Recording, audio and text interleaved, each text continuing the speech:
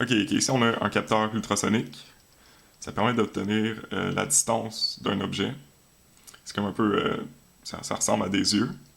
Puis dans le fond, le fonctionnement, c'est le capteur émet des ondes sonores. Ça va rebondir sur un objet, puis le temps que ça prend pour lui revenir, il va être capable de détecter c'est quoi la distance de l'objet. Il est capable de détecter d'une distance d'environ de 3 cm jusqu'à 3 mètres. Pour le brancher sur le cortex, il y a deux fils. Comme on peut voir ici, il est indiqué, dans le fond, on a le input et l'output. Input, c'est jaune, output, c'est orange. Il faut savoir sur quel port on les branche chacun, parce qu'on va devoir, lorsqu'on va programmer l'ultrasonic, on va devoir savoir lequel est l'input, lequel est l'output.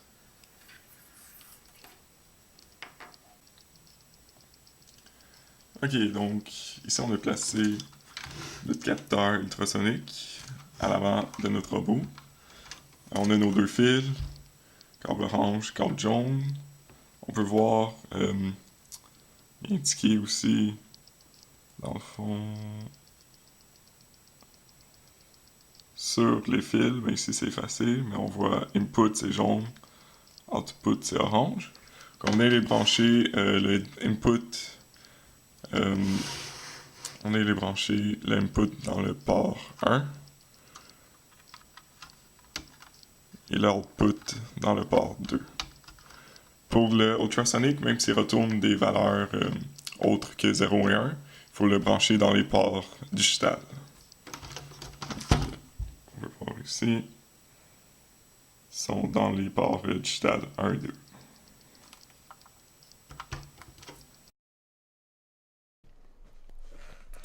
Ok, maintenant on va voir dans le fond comment faire fonctionner un capteur ultrasonique avec le robot.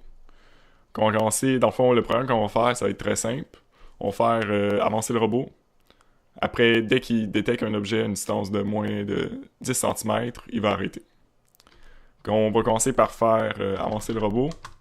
Pour ça, on va utiliser la méthode motor set. Nos moteurs de roue sont sur les ports 2, 3, 4, 5. Puis on va le faire rouler à une vitesse de 40. Pas aller trop vite. On fait ça pour les, les 4 roues.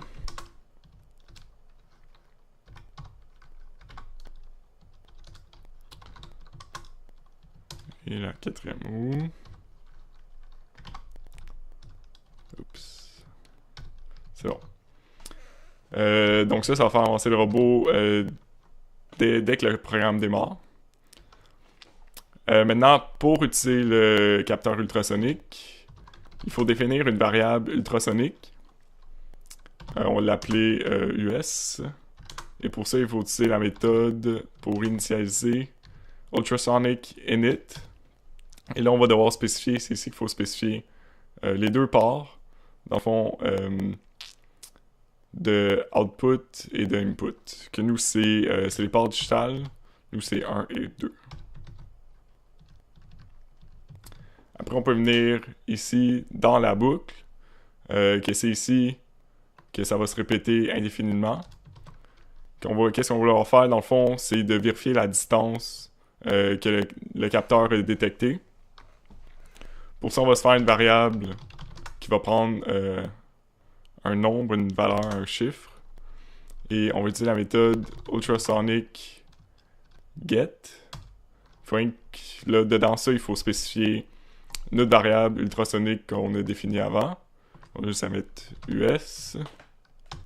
Et ça, dans le fond, à chaque tour de boucle, il va prendre la valeur du capteur, puis il va la mettre dans la variable distance. Après ça, on peut utiliser une condition avec un if.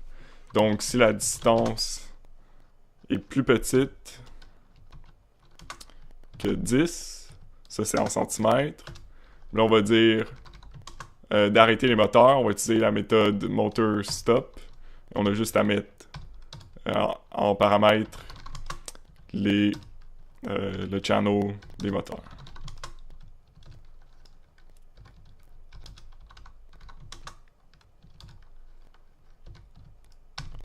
Donc voilà, Ça va permettre, dans le fond, si on résume, le robot, dès qu'on démarre le robot, il va partir, les moteurs des roues vont avancer.